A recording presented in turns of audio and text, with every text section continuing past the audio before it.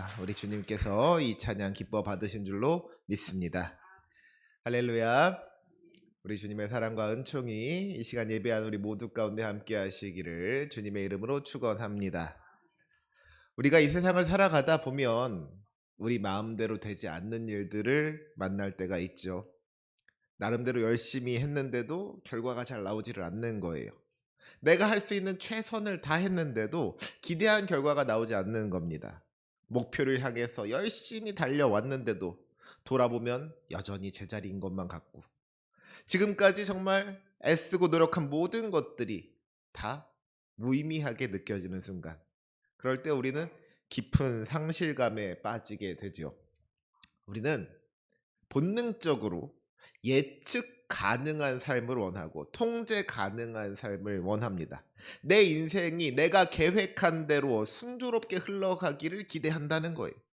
그렇게 바라고 원하는 대로 다 이루어지는 인생을 성공한 인생이라고 부르고 복받은 인생이라고 부릅니다. 그런데 여러분, 정말로 그렇게 모든 일이 다 내 뜻대로 되어지는 것이 복일까요? 어떤 농부가 있었는데 이 농부가 농사를 지으면서 한 가지 불만이 있었답니다. 농부에게 가장 중요한 게 뭐예요? 날씨잖아요. 날씨. 날씨가 좋아야 농사가 잘 될 텐데, 비가 왔으면 하는 날에는 해가 쨍쨍하고 해가 좀 떴으면 싶은 날에는 막 비가 오니까 이게 마음에 안 드는 거예요. 그래서 이 농부가 하나님께 그런 기도를 했답니다. 하나님, 제가 볼 때 하나님은 농사에 대해서 너무 모르시는 것 같아요. 딱 1년만. 딱 1년만 저에게 이 날씨를 다스리는 권한을 주시면 제가 어떻게 해야 농사를 잘 지을 수 있을 것인지, 어떤 날씨가 좋은 날씨인지 내가 하나님께 보여드리겠습니다. 그렇게 기도를 했다는 것이죠. 그랬더니 그 기도를 들으신 하나님께서 웃으시면서 어디 한번 해보라고 그 소원을 들어주셨답니다. 이제 농부가 신이 난 거예요. 아침에 일어나서 오늘은 날씨가 화창했으면 좋겠다. 그러면 정말로 날씨가 화창하고, 오늘은 좀 비가 필요한 것 같은데 그러면 비가 내리는 겁니다. 바람이 불면 곡식이 쓰러질까 봐 바람아 잔잔하라 그랬더니 바람이 잔잔해지는 거예요. 막 신이 나는 거죠. 그렇게 1년이 지났습니다. 가을이 되었어요. 들판을 보니까 곡식들이 엄청나게 자란 거예요. 막 키도 크고 잎도 무성하고. 그러니까 농부가 아주 신이 난 거죠. 의기양양해진 거예요. 이거 보십시오, 하나님. 제가 뭐라고 했습니까? 이렇게 해야 농사가 잘 되는 겁니다. 그리고 농부가 신이 나서는 낫을 들고 추수를 시작한 거예요. 탈곡기를 돌립니다. 그런데 이게 웬일이에요? 탈곡기에서 아무것도 나오지가 않는 거예요. 껍데기는 멀쩡한데 다 속이 텅 빈 쭉정이더라는 것이죠. 알곡이 아닌 거예요. 그래서 농부가 기겁을 해서는 하나님께 따졌답니다. 하나님, 이게 뭡니까? 제가 원하는 대로 다 했는데 왜 알곡이 없습니까? 왜 열매가 없습니까? 그러니까 하나님께서 이렇게 말씀하셨답니다. 너는 비도 구하고 햇볕도 구했지만 곡식을 단단하게 만드는 거친 바람은 한 번도 구하지 않았구나.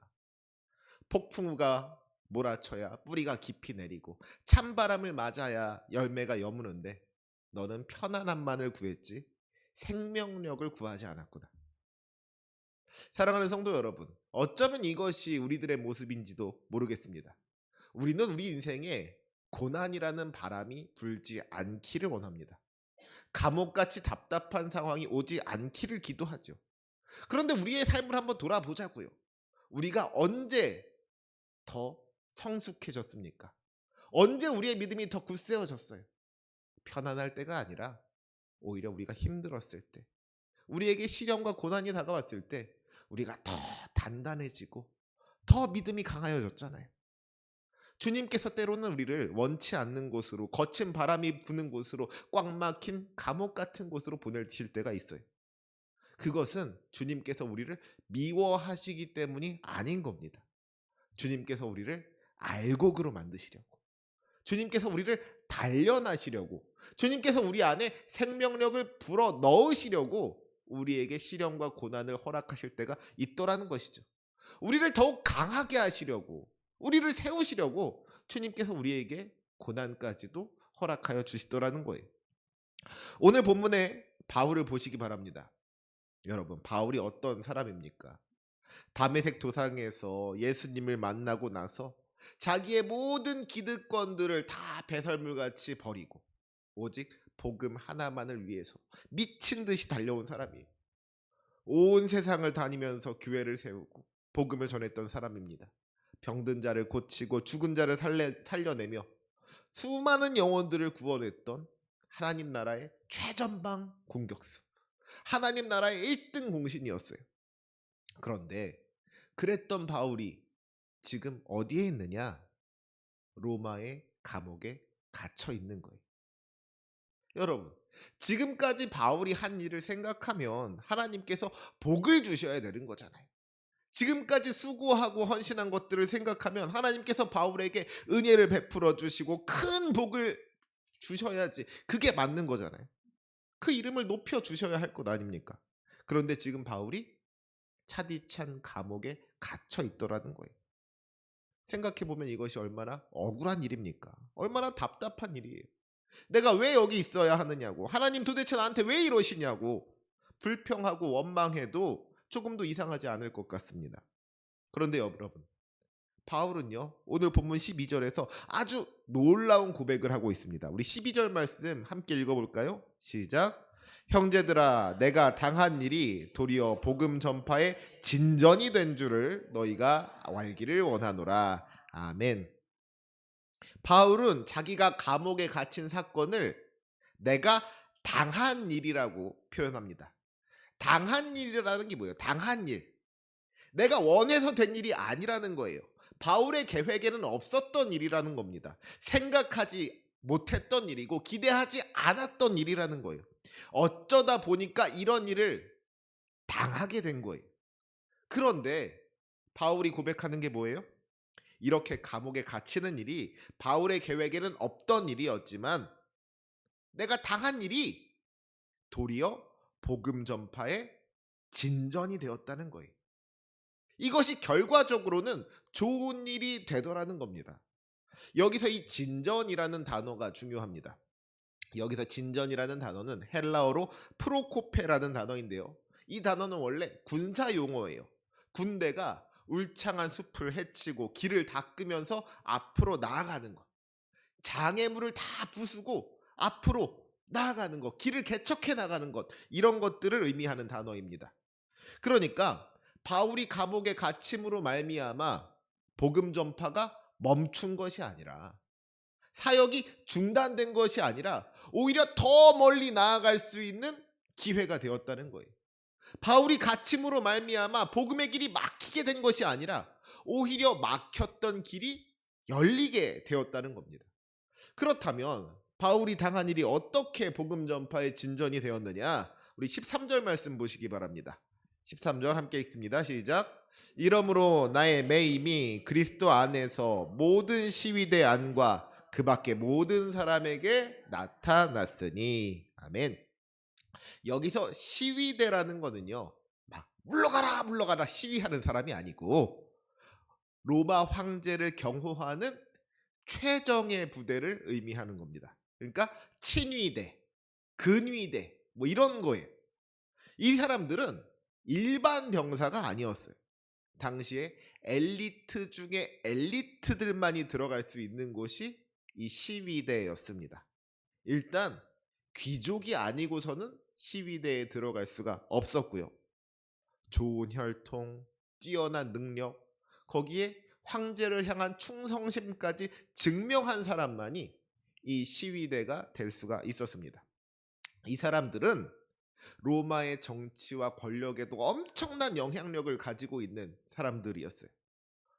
그러면 여러분, 한번 상식적으로 생각해 보시기 바랍니다. 만약에 바울이 자유로운 신분으로 로마에 도착했다면 이 엘리트 군인들을 만날 수가 있었을까요? 바울이 길거리에서 예수 믿으세요, 예수 믿어야 구원받습니다, 아무리 외친다고 한들 이 거만한 로마의 귀족들이 바울의 말을 들었을까요? 아닐 겁니다. 그렇죠? 그들은 바울을 쳐다보지도 않았을 거예요. 바울을 사람 취급도 하지 않았을 수도 있습니다. 이 사람들은요, 로마에서 가장 권력 있는 사람들이었고, 가장 부유한 사람들이었고, 가장 교만한 사람들이었어요. 이 사람들은 바울의 말에 귀를 기울일 사람들이 아닌 거예요.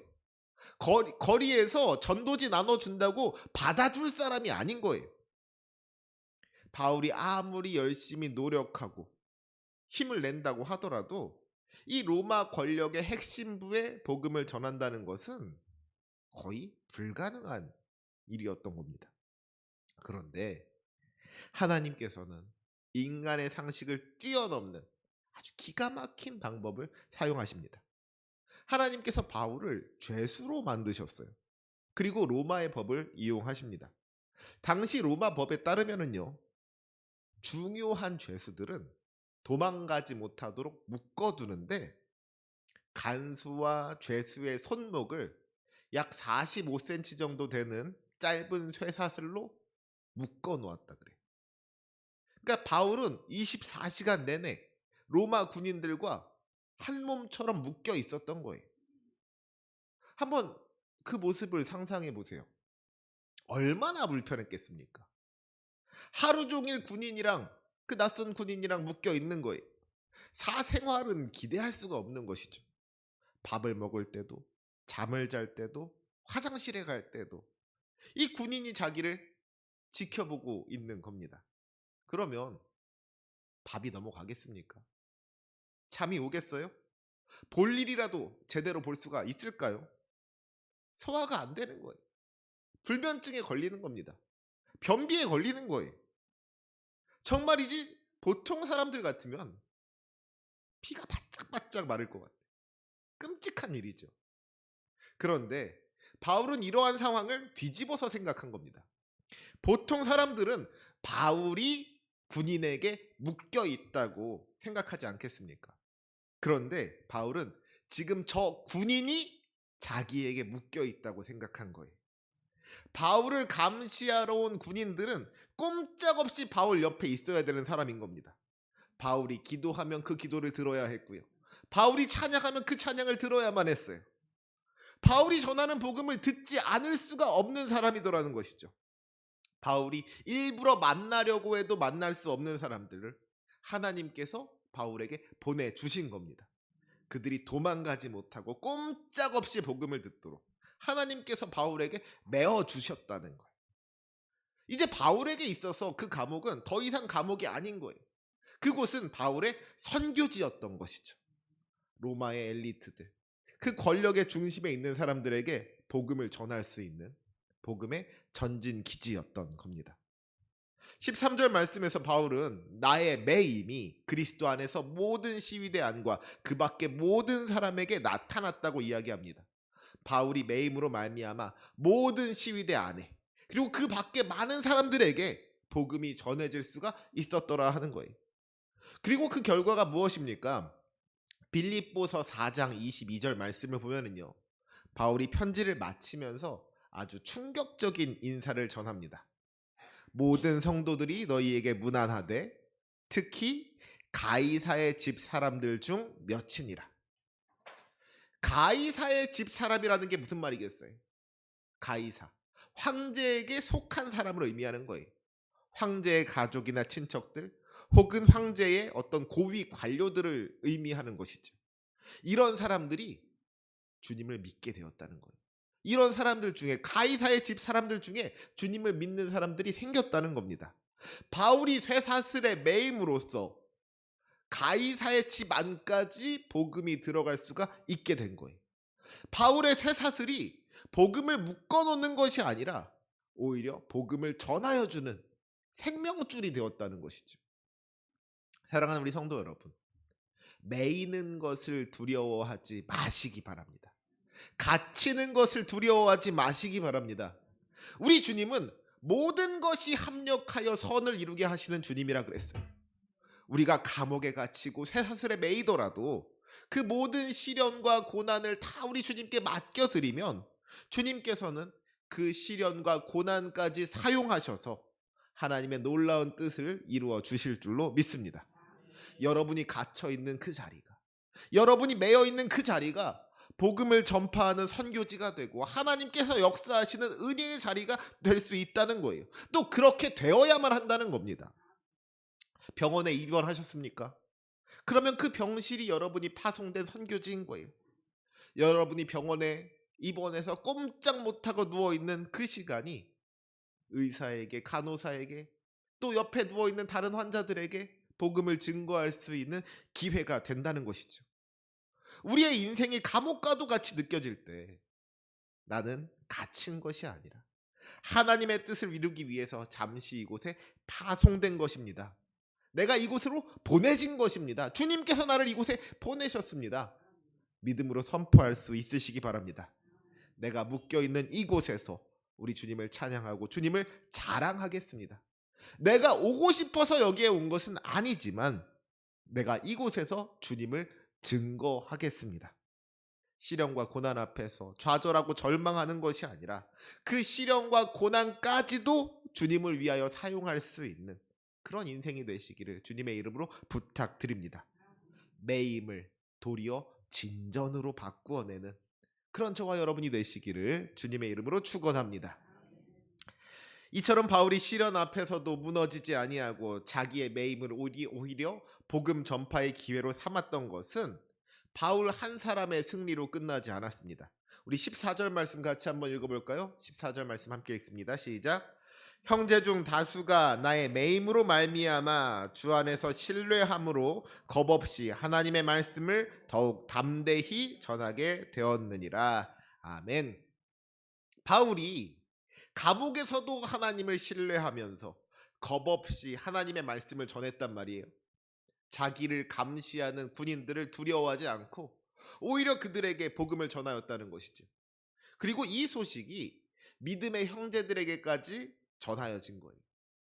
지금 바울이 감옥에 갇혀서 두려워 떨고 있는 것이 아니라 좌절하고 낙심하고 절망하고 있는 것이 아니라 두려워서 벌벌 떨며 울고 있는 것이 아니라 오히려 그 감옥 안에서 기뻐하고 찬양하면서 복음을 증거하고 있다고, 저 군인들한테 복음을 전하고 있다고, 그 놀라운 소식이 교회 성도들에게까지 알려진 거예요.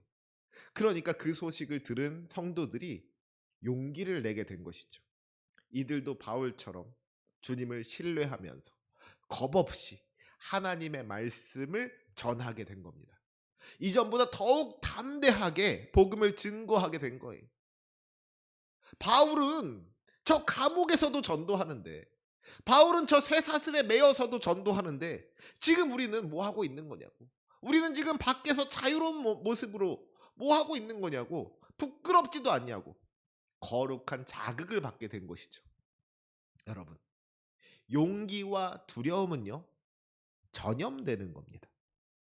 한 사람이 먼저 용기를 내면 그걸 본 다른 사람들도 용기를 내게 되는 거예요. 하지만 한 사람이 두려워 떨기 시작하면 그 모습을 본 다른 사람들도 같이 두려워 떨게 되더라는 것이죠.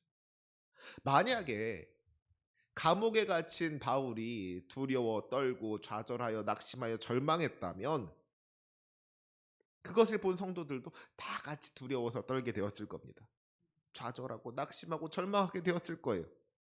하지만 바울이 감옥에서도 담대한 믿음으로 살아가니까, 감옥에 갇힌 것을 오히려 복음을 전하는 기회로 삼으니까 그 모습을 본 성도들에게 선한 영향력이 끼치게 된 것이죠. 그 믿음이 형제들에게 전염된 거예요. 바라기는 우리가 바울과 같은 선한 영향력의 사람이 될 수 있기를 소망합니다. 몸이 아프고 사업이 망하고 그 어떤 시련과 고난이 찾아온다고 할지라도 그로 말미암아 좌절하고 절망하는 것이 아니라 오히려 주님을 신뢰하면서 여러분의 믿음을 증명할 수 있으시기 바랍니다. 바울이 흔들렸다면 교회도 흔들렸을 거예요. 바울이 무너졌다면 교회도 무너졌을 겁니다. 고난 앞에서도 바울이 흔들리지 않고 무너지지 않으니까 교회가 든든히 설 수 있었던 거예요. 그런 바울의 모습을 보고 많은 사람들이 담대한 믿음을 얻게 되었다는 것이죠. 우리 역시도 마찬가지인 겁니다. 여러분이 흔들리면 여러분이 속한 공동체도 흔들리는 거예요. 여러분의 가정이 흔들리고 우리 교회가 흔들리는 겁니다. 하지만 여러분이 담대하여서 시련을 이기는 믿음으로, 더욱 담대한 믿음으로 우뚝 서면, 흔들리지 않으면 여러분의 가정도 흔들리지 않는 것이고 우리 교회도 흔들리지 않게 되는 줄로 믿습니다. 여러분의 승리가 공동체의 승리로 이어진다는 거예요. 여러분이 살아나면 여러분의 가정도 살아나고 우리 교회도 살아나게 되는 줄로 믿습니다. 주님을 신뢰함으로 이 영적인 전쟁에서 승리할 수 있는 저와 여러분이 되시기를 주님의 이름으로 축원합니다. 이제 바울은 조금 더 민감한 문제를 다루기 시작합니다. 바울이 매임으로 말미암아 시위대의 복음이 전파되었어요. 가이사의 집 사람들에게까지도 복음이 전파되었습니다. 많은 성도들이 용기를 얻고 겁없이 담대하게 복음을 증거하게 되었어요. 다 너무나도 좋은 일이죠. 하지만 그렇다고 해서 모든 일이 다 그렇게 좋게 흘러가기만 한 것은 아니었습니다. 우리 15절 말씀을 보시겠습니다. 우리 15절 말씀 함께 읽겠습니다. 시작. 어떤 이들은 투기와 분쟁으로, 어떤 이들은 착한 뜻으로 그리스도를 전파하나니. 아멘. 앞에서 바울이 감옥에 갇힌 다음에 바울의 매임으로 말미암아 믿음의 형제들이 하나님의 말씀을 더욱 담대하게 전하게 되었다고 했잖아요. 그런데 이들이 복음을 전하는 모습을 보니까 한마음 한뜻으로 주님의 일을 감당하는 것이 아니더라는 거예요. 다 같이 그리스도를 전파하는데 그 안에는 두 종류의 사람이 있었다는 겁니다. 어떤 이들은 투기와 분쟁으로, 또 어떤 이들은 착한 뜻으로 그리스도를 전파한다 그랬어요. 물론 대부분의 성도들은 착한 뜻으로 그리스도를 전파했을 겁니다. 바울을 사랑하는 마음을 가지고 바울을 위해서 기도하면서 바울의 빈자리를 채우기 위해서 순수한 마음으로 복음을 증거했을 거예요. 그런데 문제는 모두가 다 그렇게 착한 뜻으로 복음을 전한 것이 아니었다는 거예요. 투기와 분쟁으로 그리스도를 전파하는 사람이 있었다는 겁니다. 이게 무슨 말이냐? 교회 안에 바울을 시기하고 질투하는 사람이 있었다는 거예요. 바울이 갇히고 나니까 이 기회에 바울이 없어도 교회가 잘 돌아간다는 것을 보여주려고, 바울이 없어도 교회가 부흥할 수 있다는 것을 보여주려고 더 열심히 복음을 전한 사람이 있었다는 거예요. 바울을 사랑하는 마음에 바울의 빈자리를 채우기 위해서 열심을 낸 것이 아니라 바울을 미워하는 마음에 바울이 가졌던 그 자리를 차지하려고 열심을 낸 거예요.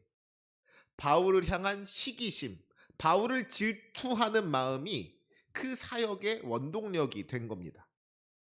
바울보다 더 많이 전도했다고 내세우기 위해서 열심히 전도하고요. 바울보다 설교를 더 잘한다고 인정받기 위해서 설교 준비에 최선을 다하는 거예요. 성도들에게 바울보다 더 사랑받고 싶어서, 성도들에게 더 인정받고 싶은 마음에 성도들을 돌보고 섬기는 일에 열심을 내더라는 거예요. 17절 말씀을 보시기 바랍니다. 그들은 나의 매임에 괴로움을 더하게 할 줄로 생각하여 순수하지 못하게 다툼으로 그리스도를 전파하느니라 그랬어요. 이들이 착한 뜻으로 그리스도를 전파하는 것이 아니라 순수하지 못하게 다툼으로 그리스도를 전파한다는 거예요. 이들이 바울의 매임에 괴로움을 더하게 할 줄로 생각하였다고 했어요. 이게 무슨 말이냐? 뭐 눈에는 뭐만 보인다 그러잖아요. 그동안 자기들은요, 바울이 성도들에게 인정받고 사랑받는 모습을 보면서 엄청나게 질투를 했던 거예요. 그리고 이제 바울이 감옥에 갇혀 있는 동안에 자기들이 그 모든 인정과 사랑을 싹 다 빼앗아 오면 바울이 자기들을 질투할 거라고 생각한 겁니다. 바울이 없는 동안에 교회 안에서 바울의 영향력을 싹 지워버리면, 자기들이 그 교회의 중심에 서면 바울이 괴로워할 거라고 생각한 거예요. 그리고 그 모습을 기대하면서 바울과 싸워서 이기려는 마음으로, 그런 마음으로 그리스도를 전파했다 하는 것이죠. 여러분, 이게 얼마나 저열한 생각입니까? 예수님을 믿는다는 사람이 어떻게 이럴 수가 있어요? 하나님의 일을 한다고 하면 어떻게 하면 이 죽어가는 영혼들을 살릴 수가 있을까를 고민하고, 어떻게 하면 우리 하나님께서 기뻐하실까를 고민해야 하는 것인데, 어떻게 하면 바울을 이겨먹을 수가 있을까를 고민하면서 이 일을 한다는 거예요. 시기하고 질투하는 마음으로 교회를 섬기고 성도들을 섬기더라는 것입니다. 그들의 열심은 주님을 위한 것이 아니었어요. 바울을 이기고 싶어하는 마음, 자기들의 이름을 높이고자 하는 그 마음, 그 어떤 이기적인 욕심을 채우기 위해서 하나님의 일을 이용했던 것이죠. 말도 안 되는 거예요. 정말이지 이럴 수는 없는 겁니다. 그런데 여러분, 어쩌면 우리 안에도 이러한 모습이 있는지 모르겠습니다. 우리 교회가 부흥하기를 바라는 마음 안에 우리 옆에 교회보다 우리 교회가 더 부흥하기를 바라는 마음이 있는 거예요. 우리 교회가 저 교회를 이기고 싶어하는 그런 마음이 있더라는 것이죠. 교회 안에서도요, 기도를 누가 더 많이 하는가, 누가 더 봉사를 많이 하는가, 이런 것들을 가지고 은근하게 경쟁하게 될 때가 있습니다. 예를 들어서 교회에서 찬양대회 하면 어때요? 그저 하나님께서 기뻐하시기를 바라면서 주님만을 높이는 그 마음을 가지고 찬양을 해야 되는 것인데, 1등을 못하고 상을 못 받으면 막 기분이 나쁘더라는 거예요. 내가 볼 때는 우리가 쟤네보다 잘한 것 같은데 왜 우리는 상을 못 받고 쟤네만 상을 받느냐고 불평하고 원망한다는 것이죠. 찬양이 주님을 높이는 수단이 되지 못하고 내가 높아지기 위한 수단이 되는 거예요. 다른 사람을 이기기 위한 수단이 되는 겁니다. 그러니까 그 목적을 이루지 못했을 때는 불평하게 되고 원망하게 되는 거예요. 뭐 다른 사람 이야기할 것 없죠. 사실 저도 그렇습니다. 우리 교회에 목사님들이 참 많으시잖아요. 그런데 다들 어쩜 이렇게 설교를 잘하신단 말이에요. 그래서 저도 다른 목사님들 설교를 들으면서 참 은혜를 많이 받습니다. 그런데 가끔은, 매번 그런 건 아닌데 가끔은 질투가 날 때가 있어요. 제가 설교를 하면은 우리 성도님들이 다 꾸벅꾸벅 조는 것 같은데 다른 목사님이 설교할 때는 막 눈이 초롱초롱한 것 같고 아멘 소리도 더 크게 나오는 것 같고 더 많이 웃어주시는 것 같고, 때로는 그래서 설교 준비에 더 열심을 낼 때가 있습니다. 적어도 다른 목사님들보다 설교 못한다는 소리 듣기는 싫어서, 이왕이면 다른 목사님보다 설교 더 잘한다는 소리를 듣고 싶어서, 그래서 막 설교를 열심히 준비할 때가 아예 없지는 않은 것 같아요. 그러니까 설교를 하는 저의 마음속에 하나님의 영광만을 바라는 것이 아니라 제가 인정받고 싶어하는 마음이 자꾸만 들어온다는 것이죠. 그런데 여러분, 분명한 것은 우리 주님께서 그 마음을 아신다는 거예요. 사람들은 우리의 열심을 보고 우리를 칭찬할지 모르겠지만 우리의 중심을 보시는 주님께서는 그 열심이 정말로 하나님을 위한 것인지 아니면 자기를 높이기 위한 것인지 다 아신다는 거예요. 그렇다면 이것이 얼마나 부끄러운 일입니까? 사람들은 권민영 목사 열심히 한다고 칭찬할지 모르겠지만 하나님께서는 너 그거 다 네가 인정받기 위해서 그런 거잖아. 너 그거 다 네가 높아지기 위해서 그런 거잖아. 너 지금 나를 위해 일하는 게 아니라 너 자신을 위해서 일하고 있어. 하나님 앞에 설 수가 없는 거예요. 바라기는 우리가 정말로 우리 주님 앞에 부끄럽지 않은 모습으로 살아갈 수 있기를 원합니다. 주님을 핑계로 나를 높이려고 하는 것이 아니라 오직 주님만을 높일 수 있는 우리의 믿음이 될 수 있기를 간절히 소망합니다. 우리를 통하여서 오직 주님만이 영광 받으시도록 겸손하게 순종하며 나아갈 수 있는 저와 여러분이 되시기를 주님의 이름으로 부탁드립니다. 그런데 여러분, 오늘 본문에서 이 바울의 반응을 한번 주목해 보세요. 자기를 괴롭히려고, 자기를 밀어내려고, 자기의 자리를 차지하려고 열심을 내는 그 사람들을 향해서 바울이 분노합니까? 억울해합니까? 그들을 막 저주했습니까? 그게 아니었다는 거예요. 바울은 그 사람들의 악한 의도에 말려들지 않았습니다. 바울에게는 흔들리지 않는 중심이 있었던 거예요. 사람들이 나를 어떻게 평가하는지, 다른 사람들이 나를 어떻게 대우하는지, 이런 것들은 바울에게는 조금도 중요한 게 아니었던 것이죠. 바울의 시선은 오직 주님께만, 오직 예수 그리스도에게만 고정되어 있었던 거예요. 오늘 본문 마지막 18절 말씀 우리 함께 읽겠습니다. 우리 18절 말씀 함께 큰 소리로 읽겠습니다. 시작. 그러면 무엇이냐? 거칠애로 하나 참으로 하나 무슨 방도로 하든지 전파되는 것은 그리스도니 이는 이로 나는 기뻐하고 또한 기뻐하리라. 아멘. 여러분, 이 고백이 이해가 되십니까? 나를 괴롭히려고 전도하든지 나를 사랑하려고 전도하든지 어쨌든지 전해지는 게 예수 그리스도라면 나는 상관없다는 거예요. 나는 기쁘다는 겁니다. 이건요, 정말 보통 사람의 인격으로는 불가능한 고백인 것 같아요. 어떻게 이런 마음을 가질 수가 있었을까요? 바울이 뭐 성격이 좋아서일까요?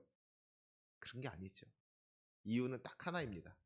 바울은 이미 죽었기 때문인 거예요. 갈라디아서 2장 20절 말씀에서 그는 이렇게 고백합니다. 내가 그리스도와 함께 십자가에 못 박혔나니 그런즉 이제는 내가 사는 것이 아니요 오직 내 안에 그리스도께서 사시는 것이라. 죽은 사람은 말이 없는 거예요. 죽은 사람은 자존심이 상하지 않는 겁니다. 누가 내 얼굴을 밟고 지나간다고 할지라도 죽은 사람은 화내지 않는 거예요. 바울은 자기의 명예, 자기의 자존심, 자기의 평판 이런 것들을 다 십자가 앞에 내려놓은 사람이었습니다. 십자가에서 죽은 사람이었어요. 그의 관심은 오직 하나. 내 안에 계신 예수 그리스도가 영광을 받으시는 것. 내 안에 계신 예수 그리스도께서 존귀하게 되시는 것. 그것 하나였다는 것이죠. 그 사람들이 나를 깎아내려고 하든지 그 사람들이 나를 몰아내려고 하든지 이유가 뭐가 되었든지 간에 그를 위하여서 열심히 복음을 증거한다면 열심히 예수님을 전하고 살아간다면 그것도 좋다. 그 결과로 복음이 전파되고 하나님의 나라가 임하게 된다면 나는 그것으로 말미암아 기뻐할 수 있다. 이것이 바울의 믿음의 고백이었더라 하는 것이죠. 여러분, 우리가 왜 교회 생활을 하다가 시험에 듭니까? 왜 열심히 봉사하다가 마음이 상합니까? 솔직하게 우리의 모습을 좀 돌아보자고요. 우리의 자아가 시퍼렇게 살아있기 때문 아니겠습니까? 내가 이렇게 열심히 했는데 나를 알아주지 않으니까. 내가 열심히 수고하고 헌신했는데도 나를 인정해주지 않으니까. 다른 사람보다 내가 더 열심히 한 것 같은데 나보다 다른 사람을 더 높여주니까. 그러니까 시험 드는 거잖아요. 전부 나에 대한 관심인 겁니다. 내가 살아있기 때문에 예수님이 가려지는 거예요. 하지만 내가 죽으면 예수님이 드러나게 되는 겁니다. 누가 나를 비방하거나 누가 나를 욕하거나 상관이 없는 거예요. 오히려 그 사람들을 불쌍히 여기고 품을 수가 있게 되는 것이죠. 이러한 믿음이 우리 가운데 있기를 간절히 소망합니다. 우리는 어떻게 보면 하나님 나라라는 영화의 조연들인 거예요.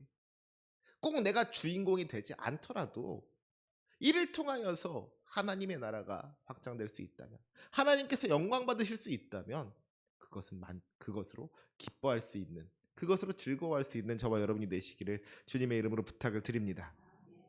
오늘 바울은 감옥이라는 최악의 환경, 그리고 어떻게 보면 동료들의 배신이라는 그런 최악의 관계 가운데 있었습니다.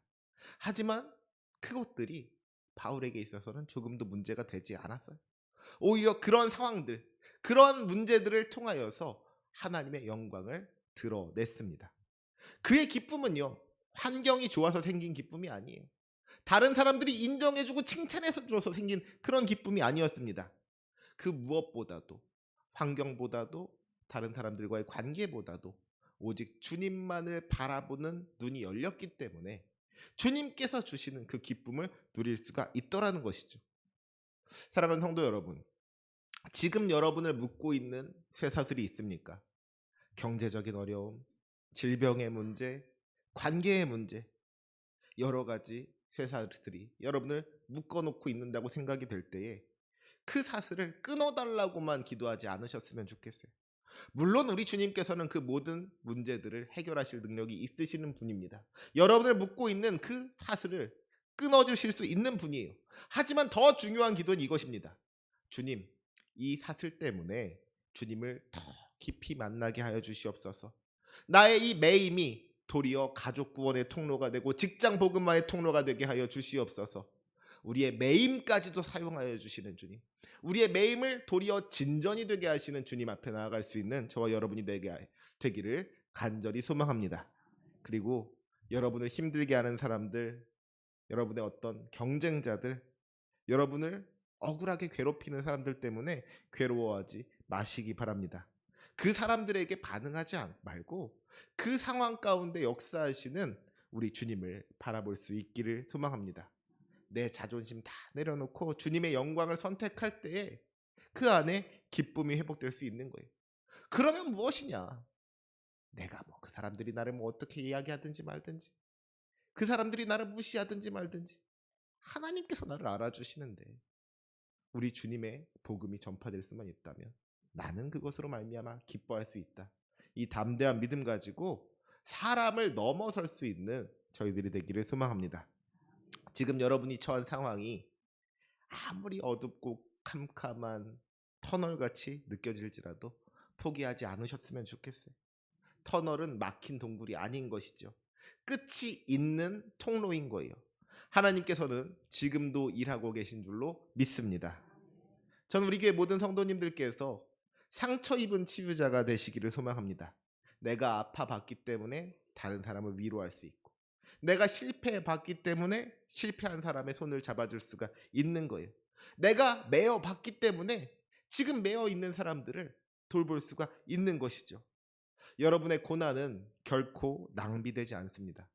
그것은 결국 누군가를 살려내는 생명의 귀한 약재료가 될 줄로 믿습니다.